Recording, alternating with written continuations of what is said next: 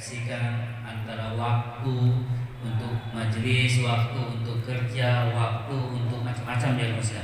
Bagaimana hubungannya dengan mertua, kemudian direfleksikan semua. Bagaimana anak, bagaimana jika ada hal-hal yang membuat situasi tertentu menjadi emosi, gitu. Dan menariknya karena suami istri mau hadir. Nah, yang saya bilang ibu-ibu di Jakarta yang saya sebut tadi itu, yang saya prihatin dari sekitar 15.000 ibu, 1-2 suami yang datang, 1-2. Padahal akan sangat bagus kalau dua-duanya datang. Ya, akan sangat bagus kalau dua-duanya datang. Cuma ya itu beratnya pada laki-laki kan? Itu beratnya laki-laki. Saya waktu itu pernah dengan seorang psikolog di Jakarta. Saya bertanya kepada dia karena dia psikolog. Saya bilang, ibu kalau menerima konsultasi keluarga lebih banyak istrinya yang datang atau suaminya yang datang? Saya sudah duga pasti ibunya yang datang. Nah itu problematik. Ketika saya menerima konsultasi keluarga, datang suaminya, saya bilang tunggu dulu, harus ada istrimu juga. Tidak bisa kita menilai kalau tidak lengkap di strukturnya.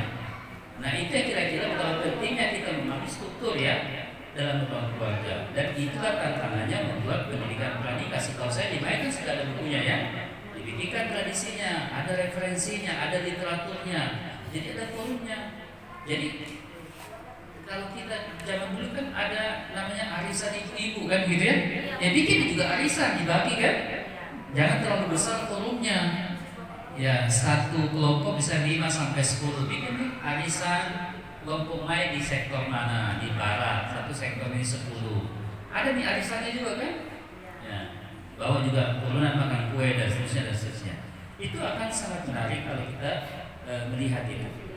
Baik, mari dari pemetaan ini saya memberikan 5 catatan yang mudah-mudahan bisa menjadi poin untuk acara kita pada siang hari ini. Catatan yang pertama, bahwa kita membangun ketahanan keluarga ini harus ada tradisi yang kita bangun melalui 2, kenabian dan imamah. Dan kenabian dan imamah ini dalam keluarga kita bisa refleksikan bentuknya dalam bentuk syahadah wiladah dalam rumah. Banyak sekali loh peringatan itu ya. Kan kita bisa hadir juga di majelis, tapi ada juga khusus buat keluarga. Syahadah wiladah itu menurut saya harus menjadi bagian yang dimonitoring oleh MAI agar setiap anggotanya bisa menghidupkan itu dan kemudian ada notulensinya. Ada notulensi, karena kalau tidak ada notulensi kan kita tidak bisa mengevaluasi kan. Ada notulensi. Jadi nanti kalau sekarang yang ceramah bapak yang dengar, nanti mamanya yang baca ziarah, bapak yang ceramah. Nanti bapak yang ziarah, mamanya yang ceramah, kira-kira begitu. Satu notulensi. Notulensinya itu dimonitoring.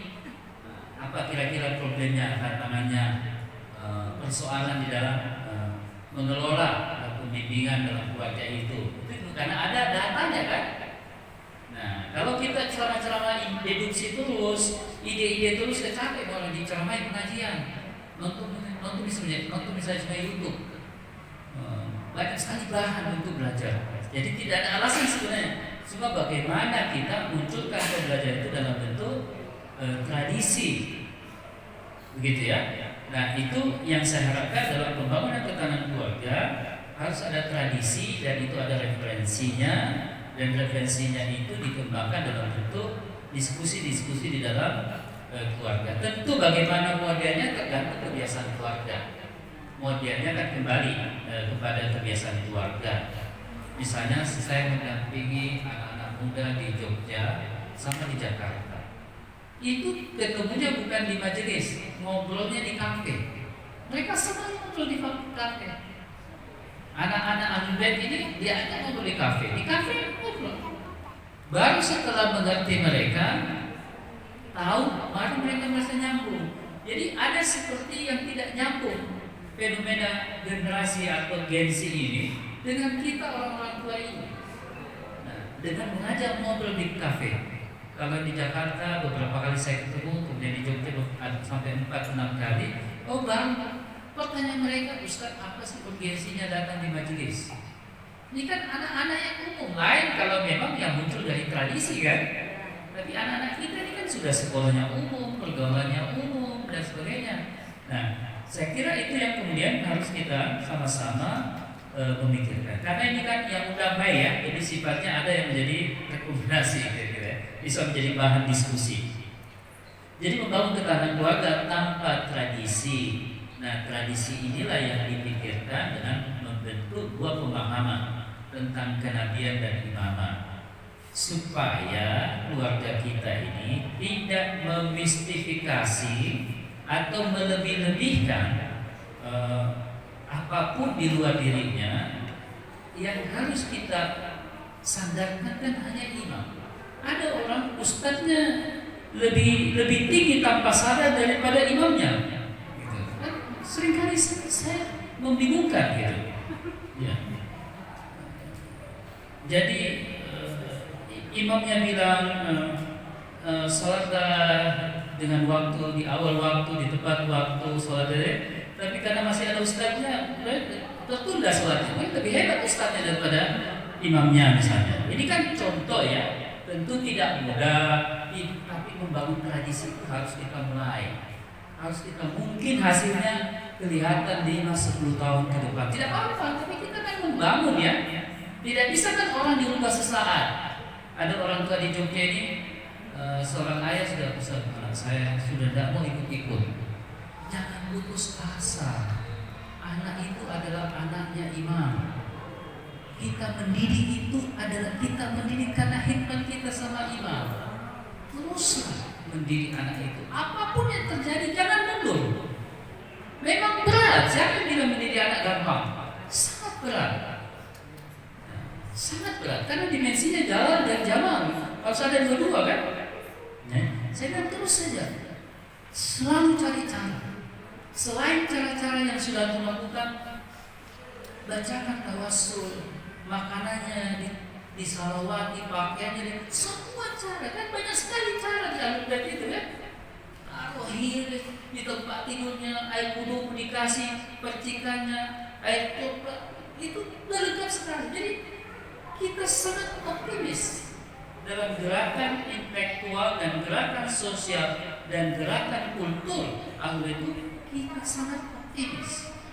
Memang kita menghadapi situasi yang berat. Ya karena memang kalau bagi imam diuji kan mati, dibunuh, dilanjutkan. Kita tidak, dia masih bisa duduk, masih bisa merokok, ya, masih bisa soto-soto. Kalau mereka semua dibunuh, ancamannya diracun. Nah, kita kan masih ada lah ruang untuk kita harusnya bisa lebih punya ruang yang aktif.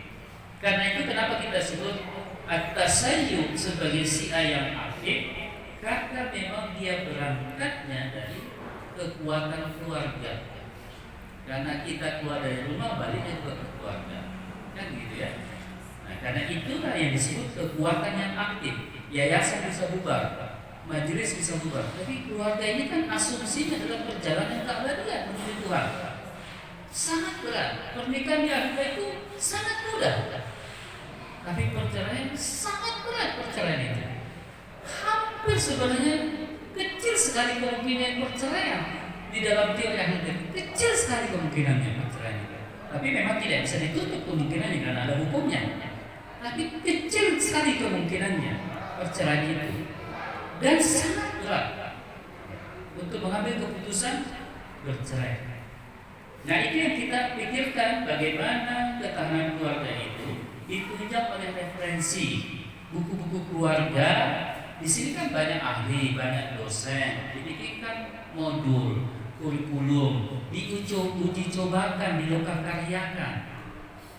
Karena kalau orang suruh baca teks ini tidak tersusun dengan lokakarya, berarti nanti kan tidak dilihat situasi kita.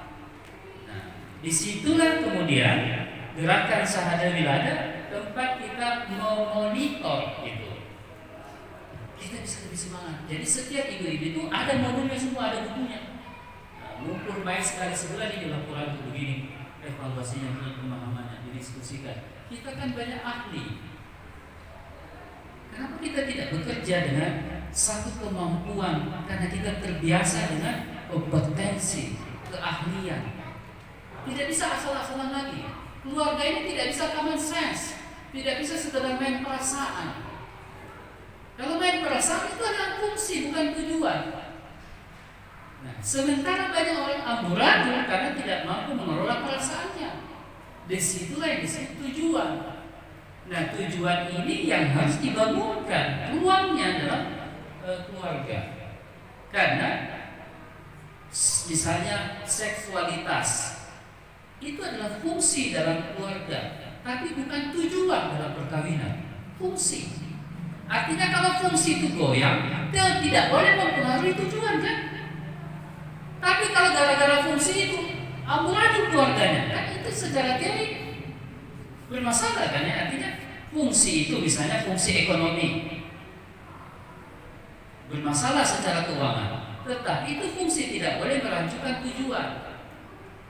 Jadi ada fungsi emosional, material, seksualitas. Tidak boleh fungsi ini merancukan tujuan karena sakinah, mawaddah, warahmah, psikologis, filosofis, dan irfani. Nah, itu yang menjadi harus dibangunkan ketahanan keluarga. Puncak dari ketahanan keluarga itu adalah warahmah. Kalau ada satu yang mengalah ini bukan mengalah tanpa yang mawaddah ya. Jadi mawaddah itu basisnya warahmah. Jadi irfani itu basisnya filsafat kan kalau dalam tradisi kita.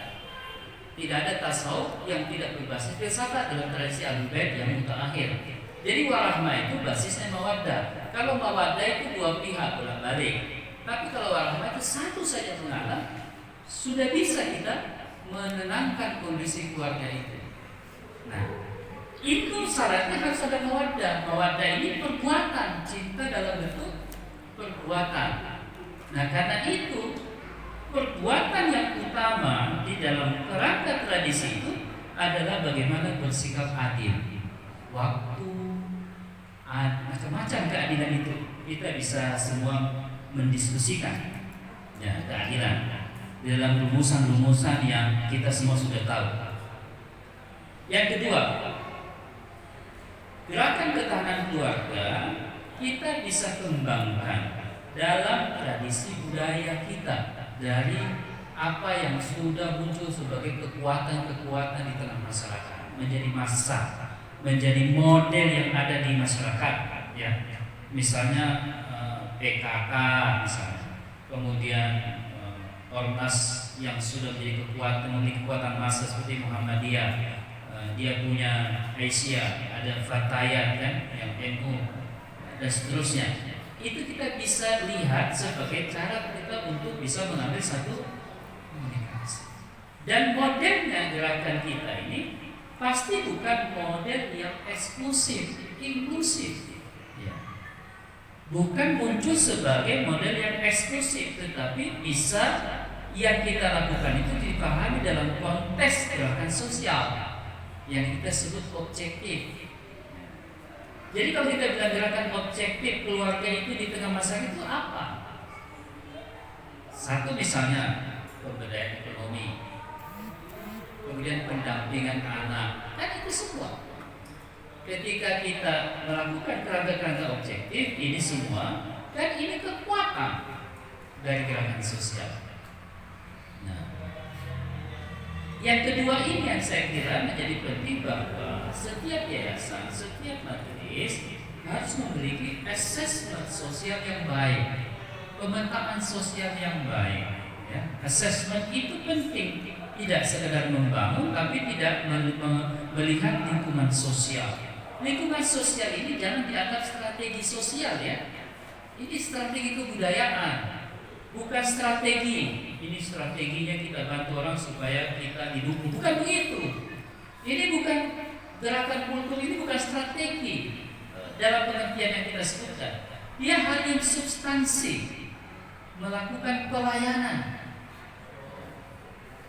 Seperti dikatakan Imam Syekh Al-Hamidi, hadhihi marhalah hiya marhalatul amal wa ibti'ad hadis. Jadi kita melakukan pelayanan, fungsi pelayanan. Nah, bagaimana kita membangun tradisi gerakan sosial dalam fungsi pelayanan? Kalau dalam tradisi kultur, kalau kita tidak punya tradisi gerakan sosial, jadi tantangannya yang sekarang adalah ini yang di tengah ini, memasifkan keluarga-keluarga Ahlul Bait ini. Jangan sampai kita sudah ditarik keluar ke dalam masa, konsolidasi di keluarga ini tidak kuat. Kita akan menghadapi dilema nanti. Ketika kita tarik kepada keormasan di luar dalam fungsi kultur dan budayanya, kemudian dalam keluarga kita tidak punya kesiapan tradisi. Nah, kesiapan tradisi itulah yang harus dikontribusikan oleh AUSA yang sekarang ada ini. Masuklah dia ke dalam tradisi. Nah, ketahanan keluarga yang kultur. Kalau tadi ketahanan keluarga yang gerakan sosial kita sudah rumuskan dengan tradisi intelektual, kekuatan kultur kita ini memang ditumpu oleh gerakan kebangkitan keluarga. Nah, itu gerakan kebangkitan keluarga yang sudah inklusif, ya, bukan lagi eksklusif. Misalnya RT, kita punya RT, kan kita semua ada di situ. Mau apapun keyakinannya kan RT, kita menjadi anggota RT, rukun tetangga kan. Nah, itu kan fungsi objektif.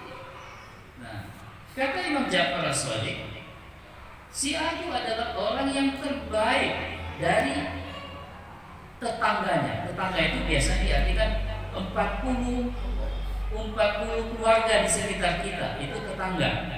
Kita harus menjadi terbaik. Terbaik ini dalam melakukan fungsi-fungsi pelayanan. Tetapi yang terjadi kalau keluarga itu justru terasing dari lingkungan sosialnya. Dan itu yang harus lihat, ya. Jadi Ahlul Bait malah kehilangan fungsi sosialnya, malah menjadi tertutup, gitu ya. Harusnya dia aktif di RT, pengajian ibu-ibu di kampung dan sebagainya. Nah, tinggal bagaimana format waktunya, silakan sesuai dengan kondisi masing-masing. Nah, itu namanya juga harus memonitoring anggotanya. Oh, di tengah masyarakat dengannya gimana? Aktif tidak di situ, ibu-ibu di kampung, apa keterlibatan dan sebagainya. Dan itu penting kan, ya, interaksi. Karena jika mereka mengenal kita seperti itu, namanya keakraban itu akan menghilangkan prasangka. Itulah kesulitan kita sekarang, karena kita tidak memonitor dalam konteks ke depan kita ini. Kalau kita akan kesulitan kalau tidak memonitor fungsi-fungsi pendampingan keluarga ini. Nah, harusnya ada home visit, tim home visit memonitor. Tentu jika keluarga itu mengizinkan, kan tidak semua juga mau begitu, ya. Tapi kalau main mungkin kan mereka bersepakat dengan komitmen gerakan kebangkitan keluarga. Kemudian yang ketiga, bagaimana gerakan ketahanan keluarga dalam konteks kita sebagai at-tasayyuh dan at-taqiyah, ya. Kalau kita bilang at-tasayyuh, harusnya kita sangat optimis dalam gerakan kita. Secara teori harusnya kita sangat optimis, karena kita pasti menjadi sangat inklusif. Kita tidak mungkin menjadi orang yang tertutup, yang menjadi eksklusif. Pola gerakan sosial at-tasayyuh itu sangat inklusif. Kita kan tidak punya ciri-ciri khusus.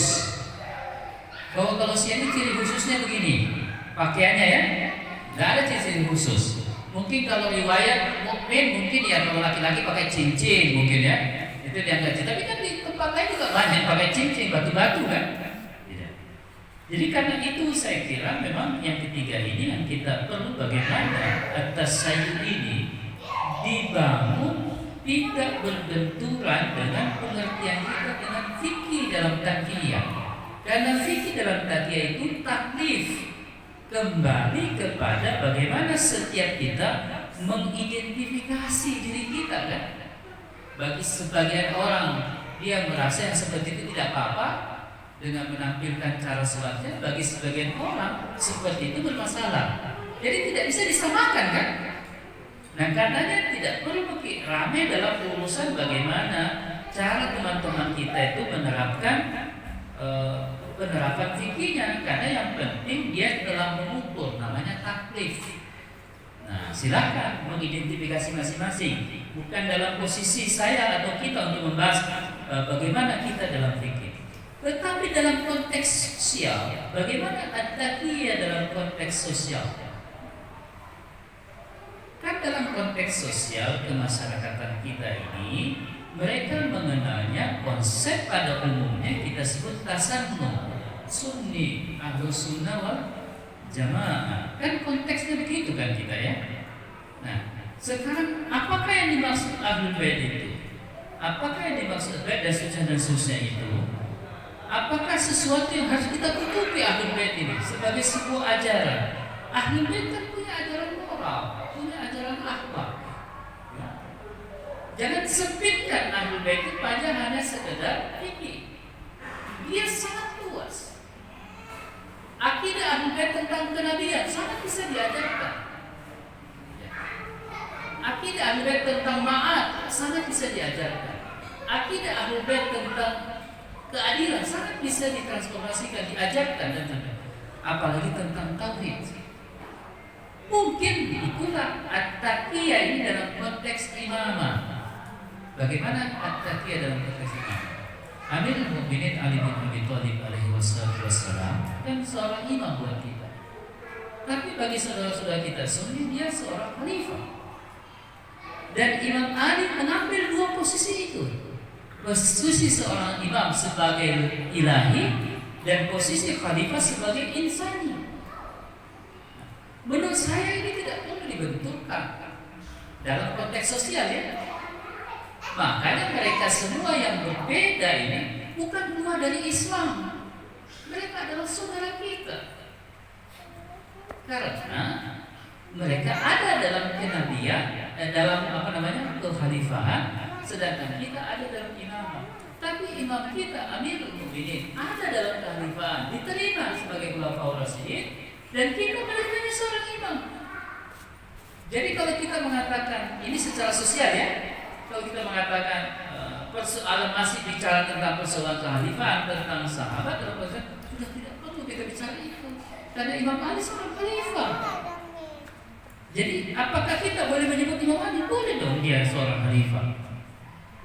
Itu disebut at-taqiyah. Jadi taqiyah menurut saya sesuatu yang sangat bisa diinterpretasikan secara sosial. Kemudian menyebutkan ahlul bait. Ahlul bait juga kan ada dalam Sahih Muslim. Inni taraktu fikum tsaqalain kitaballah wa itrati ahlul bait. Ada juga kan ahlul bait dalam Sahih Muslim. Dalam Sahih Bukhari, inni taraktu fikum tsaqalain kitaballah wa sunnati rasul.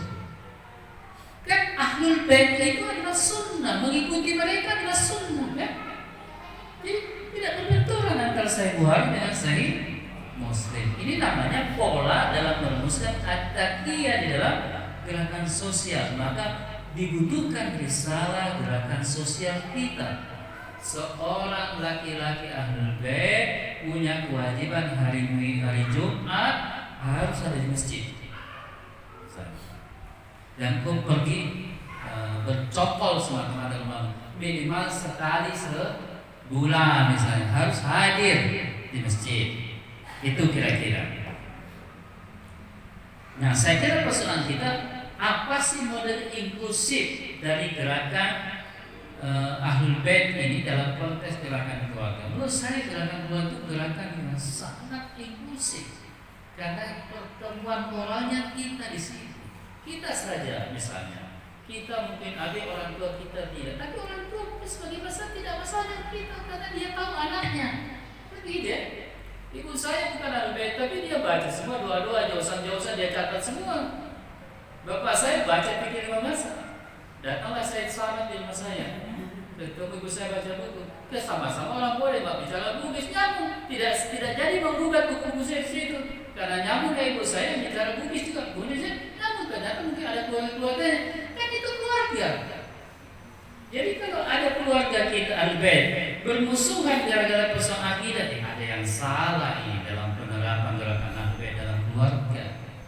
Ada yang salah dalam penerapan. Secara teori, saya bilang salah ini secara teori ya. Secara praksis tentu itu kembali pada masing-masing.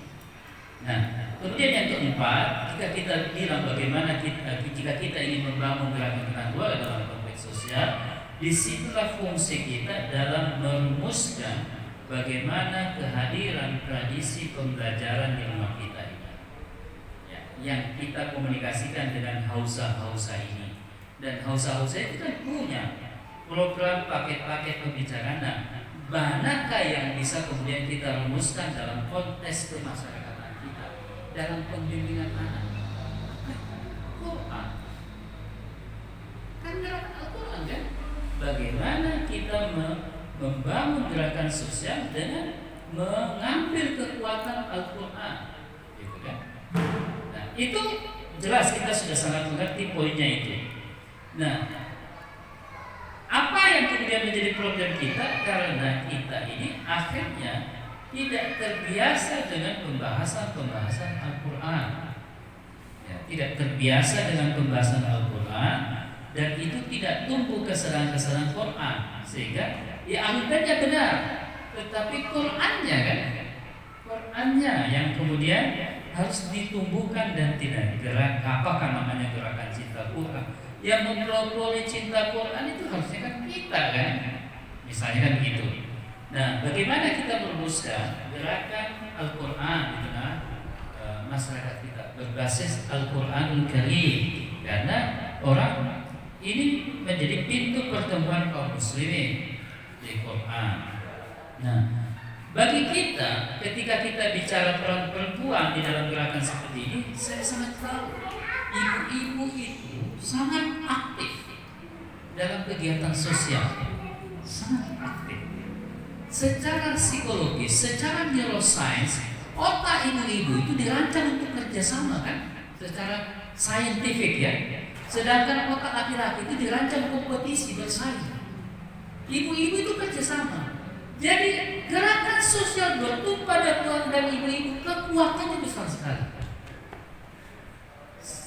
Mohon maaf, yang menempuh gerakan sosial Rosan Fikar ini di barisan pertama semua perempuan dan ibu-ibu. Semua perempuan ibu-ibu di barisan pertama. Untuk saya menunjukkan kepada sebuah model, apakah ini benar? Sejauh ini jangan. Karena mereka bisa sambil mikir, sambil nyapu, sambil gendong anak, bisa. Laki-laki mikir, jemput dulu, jangan sambil ini. Selesaikan dulu baca. Kalau itu bisa baca, bisa gendong, bisa masak. 4 pekerjaan dia bisa lakukan dalam satu waktu. Laki-laki 1 belum selesai, apalagi orang yang kedua. Nah, itu kan kekuatan saintifik, kekuatan ilmiah perempuan. Otaknya kan dirancang untuk itu, untuk mampu bekerja sama. Nah, karena itu perlu yayasan-yayasan ini mendorong gerakan ibu-ibu di tengah masyarakat, karena mereka dirancang untuk bekerja sama, bisa ngumpul, lebih gampang mengumpulkan ibu-ibu di dalam konteks gerakan sosial. Ini saya bicara neuroscience ya, scientific. Kita tidak bicara dalam konsep kosmologi atau teologi yang lebih bisa mendalami itu. Tetapi secara saintifik saja, menurut saya kita optimis kalau gerakan Anugerah itu ibu-ibu lah yang leading atau perempuan lah yang menjadi leading di tengah masyarakat. Itu kekuatan pertama gerakan kebangkitan keluarga dari perempuan dan ibu-ibu. Kemudian yang terakhir sebagai catatan dari kita, sesuai dengan alur yang saya bicarakan tadi, at-tasayyu adalah syiah yang aktif. At-tasayyu adalah syiah yang aktif yang merefleksikan gerakannya dari syahadah wilayah. Tidak boleh hanya bercermin dengan satu model imam, karena ini imam dari Amirul Mukminin sampai Al-Mahdi Al-Muntadhar. Kita lihat refleksinya. Perjalanan hijrah yang pertama dari Mekah ke Madinah, hijrahnya Rasulullah SAW. Perjalanan hijrah yang kedua dari Madinah ke Karbala, hijrahnya Imam Hussein alaihissalam. Kemudian dari Karbala kembali ke Madinah, itu Sayyidah Sayyidah. Bayangkan itu pembuatan hijrah. Jadi membaca alur gerakan dari Rasul di situ Sayyidah Khadijah sampai kepada Sayyidah Hamzah, masuklah kepada Sayyidah Zainab, hijrah dari Karbala membawa seluruhnya ini dari Kufah masuk ke Karbala, dikembalikan dikuburkan di Karbala, kemudian menuju ke Madinah. Jadi mengawali hijrah dari Makkah ke Madinah Rasul, Madinah ke Karbala itu Imam Hussein ya, alaihi wassalam, dari Karbala kembali terakhir dari Madinah ke Makkah. Siapa itu? Kan itu yang kita tunggu, jalan terakhirnya, hijrah yang keempat, yang terakhir. Itulah at-tasayyub. Jadi yang terakhir inilah yang harus kita refleksikan. Hijrah yang keempat, kembalinya ke Mekah. Ke Mekah itu adalah fase moral, Madinah fase hukum. Karena gerakan sosial kita harus kembali kepada kekuatan moral objektif. Dan kekuatan moral objektif itu adalah keadilan. Kita bisa berkumpul sama siapapun kalau kita ini adil. Tapi kalau kita zalim, sama keyakinan saja kita tidak bisa berkumpul. Sama suami atau istri saja kita tidak bisa kumpul. Walaupun satu akidah, suami ini lagi, istri ini lagi, tidak bisa itu. Kan itu berat.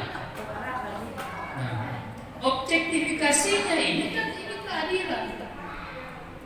Dan tuntutan keadilan yang sangat penting di dalam diri perempuan itu kita adalah Sayyidah Zahra, Sayyidah Zainab, keadilan semua itu. Dan kalau sudah keadilan bangkit di perempuan itu, bangkit.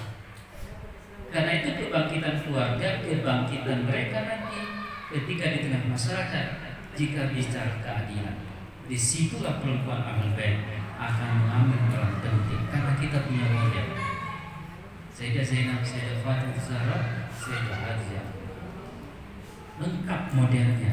Dan di mana kita bisa menemukan perempuan dalam gambaran seperti ini ya? Di mana kita bisa menemukan Sayyidatul Nisa'il Alamin? Di mana kita menemukan yang ayahnya Nabi, suaminya imam, anaknya imam ya? Di mana? Sayyidah Zainab anaknya juga mengambil fungsi imam, fungsi wasi ketika Imam Ali Zainal Abidin saja sakit kan? Fungsi wasinya kan diambil alih seperti dari Imam Hussein. Fungsinya ya, bukan imamnya, diambil oleh Sayyidah Zainab alaihi salam. Itulah Bapak-bapak Ibu sekalian yang bisa menjadi catatan tentang at-tasayyub yang membuat kita bisa merefleksikan kajian ini secara inklusif. Kalau kita masuk pada keadilan, orang akan bertanya dari mana ini. Dan kalau orang sudah melihat keadilan, orang akan bertanya siapa. Tapi kalau kita belum punya perspektif dan penekanan diri, kita mau bicara dosa-dosa juga dalam gerakan sosial tidak ada. Karena itu objektifikasi moralnya adalah keadilan. Ukurannya bahkan menurut saya itu keadilan. Ukuran kebenaran menurut saya yang saya tafsirkan bukanlah agama, tapi keadilan. Mengapa keadilan itu akidah? Karena itulah ukuran dari kebenaran. Bahkan ukuran spiritual itu bukan perasaan dekat dengan Allah. Ukuran spiritualitas, ukuran tasawuf, ukuran irfan yang tertinggi menurut saya itu hari adalah keadilan. Tapi sekarang spiritual hanya dimaknai perasaan-perasaan dekat, perasaanmu di dekat. Realitas dekat itu keadilan. Itulah spiritualitas yang tertinggi, keadilan. Dan akidah keadilan disitulah yang tertinggi spiritualitasnya. Bukan perasaan-perasaan. Kita seringkali bicara spiritual hanyalah perasaan-perasaan. Bukan objektivitas dari spiritual itu adalah keadilan. Dan tempat yang utama itu adalah keluarga. Dan ada poin penting dari kekuatan keluarga itu yang menjadi akhir bagaimana menjaga sholat. Karena tidak ada semua artinya kalau dan bagaimana itu sholat. Al-Imam Khomeini kita harus transformasikan sholat, bukan sekedar ritualnya. Berapa puluh tahun mungkin sholat, misdaknya tidak mencegah dari perbuatan keji dan munkar. Mafhumnya di sholat terus, tapi tidak ada misdaknya. Kalau kita belajar itu tasawuf dan tasdik kan ya. Nah, jadi kalau mengukur bagaimana engkau keharapan, engkau kita bisa mulai dari spiritualitas dalam objektivitas keadilan, dan itu tumpuannya adalah sholat. Sholat inilah ketaatan utama, dan sholatnya Ahlul Bait. Siapa itu orang Syiah yang sholat dan 51? Kalau belum pukul 51 jam 15 51 dulu. Kalau Syiah cuma lurus tangannya, sekedar selesai sholatnya, tidak ada makna yang tumbuh, tidak ada yang hidup dalam jiwa kita. Jangan. Ini pesan imam kita, Imam Khomeini warahmatullahi wabarakatuh. Wassalamualaikum warahmatullahi wabarakatuh.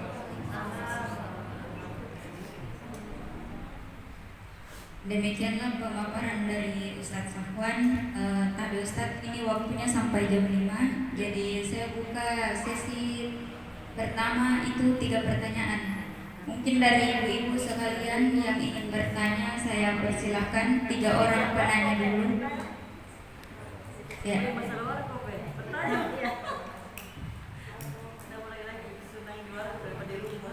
Ada ibu?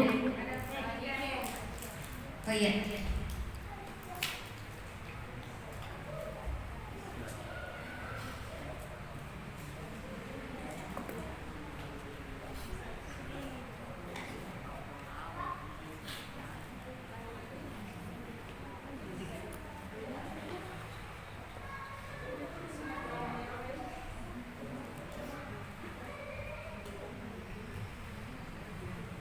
Bismillahirrahmanirrahim. Assalamualaikum warahmatullahi wabarakatuh. Perkenalkan, nama saya Nika. Kebetulan anak saya sedang belajar dengan Ustaz aku di Jogja. Cuman karena kesibukan kuliah, anak tidak fokus ya. Anak saya sudah bekerja, tapi saya merasa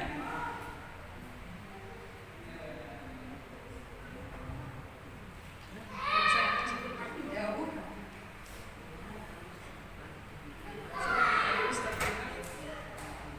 Bahwa konsolidasi kita di sebuah keluarga itu sangat penting sekali.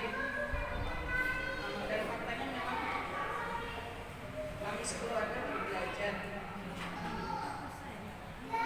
Jadi kadang untuk menghadirkan saya belum merasa termasuk ini.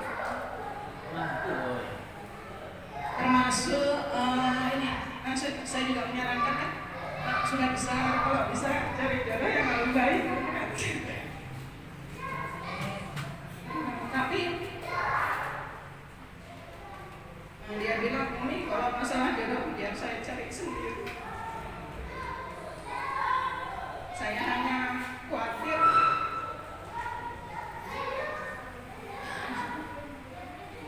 bahwa jika tidak mendapatkan jodoh dari Allah itu akan semakin jauh dari ajaran yang baik. Mungkin Ustaz bisa memberikan saran apa yang harus saya lakukan, termasuk doa apa, atau mungkin karena kami secara batiniah tidak istilahnya belum menyatu dengan anak-anak, jadi apa yang orang tuanya harapkan ke anak itu belum diterima dengan baik. Mungkin itu saja Ustaz. Terima kasih. Assalamualaikum warahmatullahi wabarakatuh.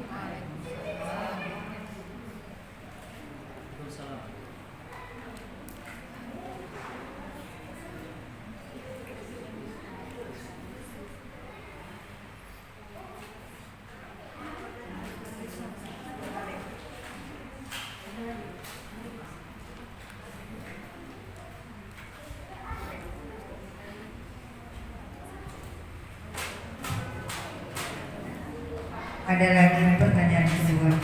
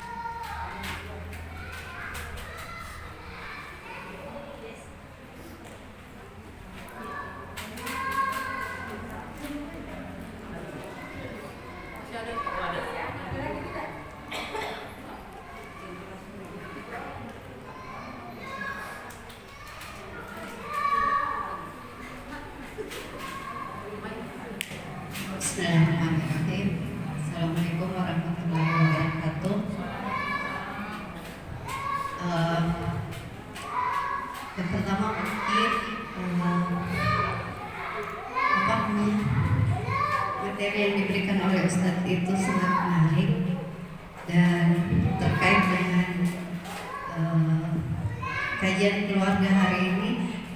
Kami dari beberapa perempuan di sini hanya ingin menyampaikan bahwa kedepannya ketika ada lagi forum-forum seperti ini bisa mungkin dihadirkan suami-suami, karena secara fitrah perempuan itu sudah punya ketahanan sosial, apalagi dalam rumah tangga itu sudah punya fitrahnya sendiri, Ustaz. Sementara laki-laki itu banyaknya seperti yang Ustaz bilang itu di warkop saja, di warkop-warkop atau di kafe-kafe, entah apa yang dibahas kita juga tidak tahu.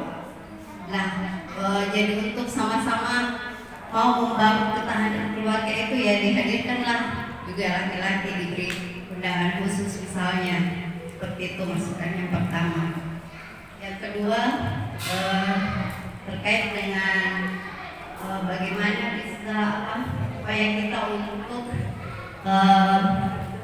membentuk tanda kutip anak-anak kita ke depannya agar mempunyai fondasi ahlul bait yang bagus. Memang saya sendiri merasakan berat karena mungkin pengaruh media sosial saat ini terutama. Jadi tantangannya tentu lebih besar pada emak-emak saat ini, dan solusi yang Ustadz sampaikan tadi bahwa membentuk madrasah-madrasah sendiri di rumah ketika misalnya ada wiladah atau syahadah, itu menurut saya sangat bagus dan insya Allah kedepannya akan kami terapkan. Demikian, terima kasih. Assalamualaikum warahmatullahi wabarakatuh.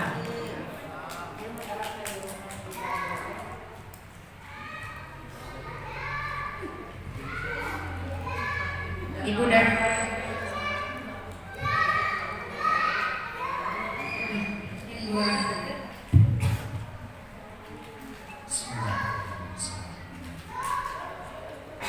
Pertama dari Ibu Nika.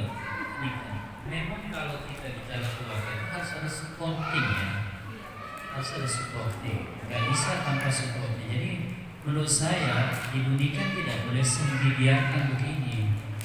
Kita semua sebagai keluarganya harus menjadi bagian supporting. Ya, masuknya di mana? Masuknya di mawaddah ini. Karena kan kita tidak bisa masuk di warahmah, itu subjektivitas masing-masing kan. Kita tidak bisa masuk di sakinah, itu psikologisnya masing-masing. Yang rasional adalah supporting di mawaddah ini. Pada pertemuan berikutnya kalau ada kita bahas itu sakinah mawaddah warahmah dalam definisi operasionalnya. Jadi menurut saya memang disitulah fungsinya Mai atau siapapun di sini membentuk supporting system. Nah, gerakan ketahanan keluarga ini kan harus menjadi supporting system. Seperti di Jogja kita bikin ada ibu-ibu yang tim home visit. Saya kan mengajar ibu di Jogja. Ada kita bentuk tim home visit, jadi mengunjungi. Karena persoalan Ibu Nika ini kan bukan persoalan yang baru terjadi, akarnya kan panjang ya. Dan kemudian diceritakan tadi sejak kuliah sampai sudah bekerja, gitu kan? Dan dipikirkan bagaimana dia berkeluarga. Kita bisa bayangkan kalau nanti dia berbeda di dalam hal yang sangat menurut saya vital ini dalam keluarga. Kalau kita berbeda di tengah masyarakat biasa, karena pun dalam rumahnya agak repot kan. Masalah nutfah, masalah hal-hal yang tidak sembarangan ya. Ya itu yang kemudian menurut saya ketika Ibu Nika mengatakan belum mampu, sebenarnya bagaimana diberi kemampuan untuk bisa memahami ini. Itulah supporting system. Nah kita harus membentuk supporting system itu. Nah apa saran saya? Pertama supporting system. Jadi ada orang yang khusus itu di Mai yang kerjaannya tiap minggu keliling. Gitu. Cuma kita ini kadang-kadang tidak mau berkonsekuensi ongkos dan biaya. Kasihlah biaya kita urunan setiap 20 keluarga, urunan misalnya 100.000 per bulan untuk tim home visit khusus mengunjungi keluarga-keluarga. Nah itulah biaya bensinnya, biaya transportnya kan ya. Karena kan orang juga keliling pakai bensin, sementara dia nanti punya kendaraan bensin. Nah masalah gerakan kita ini kadang-kadang nggak bisa mengobjektifikasikan biaya-biaya kegiatan, ongkosnya, nggak mau, nggak bisa. Nah, saran saya harus bikinkan tim dulu, baru dimonitor yang disebut ibu nikah belum mampu itu apa, identifikasinya apa saja yang disebut. Terus bagaimana anak, tingkat pendidikannya, pergaulannya, interaksinya, kan itu harus disusun dulu jadi sebuah dokumen, baru dianalisa, baru kemudian diberikan rekomendasi. Kalau kita tidak bekerja sistematis begini, tidak ada kekuatan ahlul bait, kembali kepada persoalan masing-masing dan laku semakin lama karena tidak menjadi kekuatan sistem. Amar ma'ruf nahi munkar itu kekuatannya di sistem, bukan individu. Kekuatan besar amar ma'ruf nahi munkar itu adalah sistem. Nah, kalau kita tidak membangun sistem, harus ada monitoring seperti itu. Jadi kalau misalnya dalam pertemuan pertama dengan Ibu Nike kita belum mampu mengadakan syahadat wilayah keluarga, kita monitoring apa persoalannya, dievaluasi. Cuma memang harus ada orang yang fokus di sini. Dia melayani imam melalui pelayanan keluarga. Ada yang melayani imam melalui konsumsi, ada yang melayani imam melalui antar ustaz. Semua kan melayani. Ada yang melayani imam untuk sandal-sandalnya para tamu yang ada di majelis dia susun rapi. Ini kan juga melayani semua. Jadi yang melayani ustaz, melayani kita. Yang bikin kue ini, yang menyiapkan kue ini sama posisinya dengan ustaz, semuanya pelayan. Ya, dan bisa kita posisikan lebih tinggi. Maka simbolisme ini saya paling tidak mau karena simbolisme mengganggu. Mungkin saja, walaupun tidak ada masalah, saya tidak anti, cuma saya nggak suka begini. Mungkin saja kita sama-sama pelayan, ya, sama-sama melayani imam, melayani. Jadi anak-anak Ibu Nikah itu adalah anak-anak dari Imam Ali, anaknya Sayyidah Zahra, dan itu juga anak-anak kita. Kalau apa yang terjadi pada Ibu Nikah kita tidak bersedih, berarti kita hanya melihat itu anak Ibu Nikah, bukan anak ideologis kita. Dan kita Bugis berdosa ki, maduraka ki, ya, berdosa kita berbina. Kenapa itu tidak bisa kita lakukan? Dosa itu bisa, dan ibu-ibu jauh di Jogja itu ibu cepat sekali survive-nya, aktif. Cuma memang kita harus merancang kerja sistem karena ibu itu kalau dikasih sistem bahwa kekuatannya sudah besar, tanpa sistem saja besar kekuatannya. Makanya laki-laki dijadikan kawam, ar-rijalu qawwamuna 'alan nisa. Kawam itu yang membuat sistemnya karena dayanya fitrahnya sudah sama ibu. Tidak usah dibahas kalau daya tahan. Semua penelitian menunjukkan daya tahan seorang ibu single mandiri dan single parent lebih kuat daripada bapak yang sendiri. Ada bapak yang sendiri kuat ngurusin, tapi ibu sendiri single parent itu kekuatan ibu lebih survive itu. Itu fakta-fakta ilmiah. Jadi betul yang dikatakan ibu siapa? Ibu Dharma tadi, hadirkan laki-laki. Bagaimana caranya menghadirkan laki-laki? Saya karena mengajar di dua tempat, jadi nggak ada di ibu. Begitu di bapak-bapaknya, aku hadir di bapak-bapaknya. Kan begitu. Karena kita masih dihadir-hadir di bahasanya orang Bugis ya. Karena kisi-kisi Bugis itu begitu. Kalau Jawa ini tidak. Ya. Maksudnya diargumentasikan di bapak-bapaknya. Jadi saya kira perlu kita lihat. Nah, baru belajar itu dimonitoring ada tingkat pemahaman Ibu Nikah dalam masalah akidah sampai mana, akidah kenabian sampai mana ini pembahasannya, nanti kenabian misalnya, bagaimana itu dijelaskan sama anak-anak. Memang itu tidak mudah, saya mengatakan itu tidak mudah. Tapi yang namanya tradisi harus kita mulai. Ya. Bagaimana memulai tradisi ini? Ya kita tidak bisa menunggu banyak orang. Kalau ada orang di sini mau 5 orang, ayo kita mulai 5 orang bersepakat, ayo kita mulai bikinkan sistem, bikinkan supporting. Tentu pada batas-batas, misalnya Ibu Nikah berkenan pada batas mana, dengan musyawarah dengan suami pada batas mana, kan itu kita harus musyawarahkan dengan keluarga kan, pada batas mana, misalnya kita memantik itu. Kemudian targetnya berapa kali pertemuan, nanti dimonitoring hasilnya dan sebagainya. Ibu-ibu Jakarta itu anak-anaknya ada yang tidak pakai jilbab misalnya, dia resah. Kemudian ngumpul kami dengan anak-anak tidak pakai jilbab di kafe. Terus anaknya bilang, Gimana kita berkata Ustaz, mama sih ngasihnya hadisnya panjang-panjang gitu, share hadis panjang-panjang kan pusing anaknya kan ya. Nah jadi ketika saya di kafe dari jam 10 sampai 9 sore, saya tidak ngasih kajian ke anak-anak itu, saya ajak dialog. Anak-anak itu lebih suka dialog dan disuruh ngomong, dikasih kepercayaan ngomong. Apalagi fenomena kalau kita bergensi, kegelisahannya ya besar sekali ya. Mungkin ada orang psikolog di sini yang bisa menjelaskan kita tentang itu. Jadi saya kira memang diidentifikasi dulu kepada Ibu Nika. Saran saya melalui tim yang ada di MAI diidentifikasi. Kalau ada timnya ya, kalau tidak ada timnya bikin tim. Kalau ada biayanya bikin urunan. Ya, saya siap urunan 50.000 tiap bulan. Masya Allah. Saya memulai sampai 12 kali kesanggupanku ya. Saya tidak bisa bilang seterusnya 12 kali. 50.000 uang bensinnya datang ke Ibu Nika misalnya sekali sebulan. Kan begitu sebenarnya. Semua pekerjaan asal ada yang mau memulai. Ya. Asal kalau perempuan itu yang penting konkret. Saya tahu kan, konkret saja.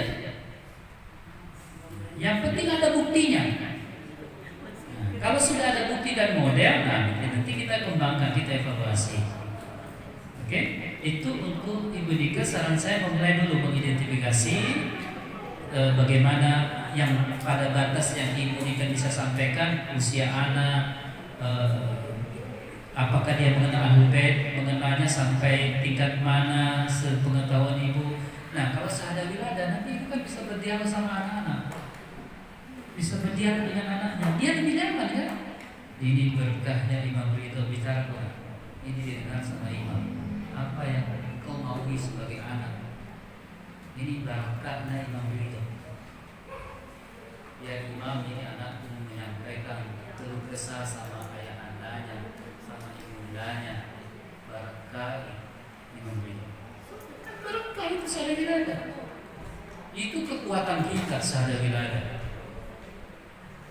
Bikin makanan barakahnya Imam Ridho. Nah, makan ini barakahnya khusus hari ini bapak masak, ibu masak untuk acaranya Imam Ridho. Kan begitu.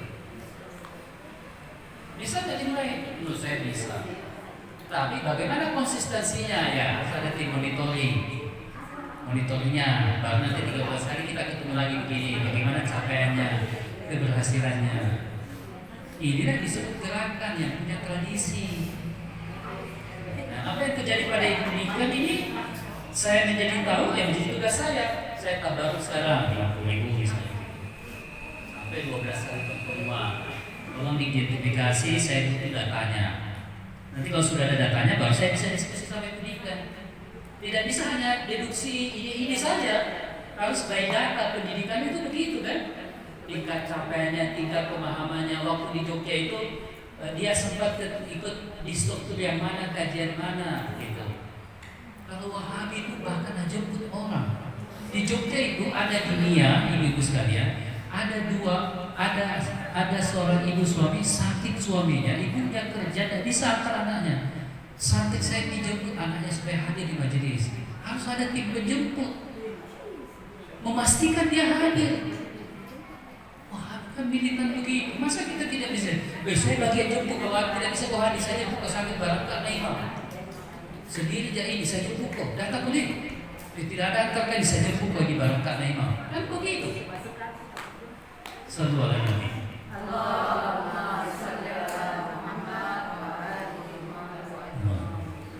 Nah, untuk itu Dharma saya kira setuju 1.000.000% harus ada bapak-bapaknya. Harus ada bapak-bapaknya. Menurut saya, nah, cuma bagaimana tahapannya ya dimulailah isi-isi ke ustadznya, ustadz masuk dulu pesan-pesan untuk bapak-bapak ini kalau ada masalah keluarga. Nanti kalau sudah masuk isi-isinya kan datang dengan ustadz yang mungkin sudah bilang tuh mungkin. Nah itu teknis, tetapi secara substansi harus ada. Karena kan dia bersama dalam rumah kan, harus kerja sama kata Imam Ali Khamenei. Suami istri kan bekerja sama, teman untuk bagaimana menghidupkan rumah cintanya. Itu yang saya kira. Kalau perempuan sebagai kekuatan fitrah, waduh, nggak usah dibahas. Sudah bagaimana mengkonstruksi kekuatan ini. Itu fungsi kita kan, bagaimana mengkonstruksi kekuatan fitrah itu. Nah, tentu bekerja dalam sistem di situlah beratnya, karena kita di kantor bekerja dengan sistem, di pengajian tidak ada sistemnya, kan aneh. Di kantornya ada SOP, di yayasan itu nggak ada SOP. Terus kan saya tidak biasa dengan tanpa SOP, harus ada SOP. Ada tol, ada ini, ada ini, ada ini. Kita mulai pelan-pelan. Jadi jika Ibu Nika dihadapkan kepada saya butuh dari beberapa pertanyaan.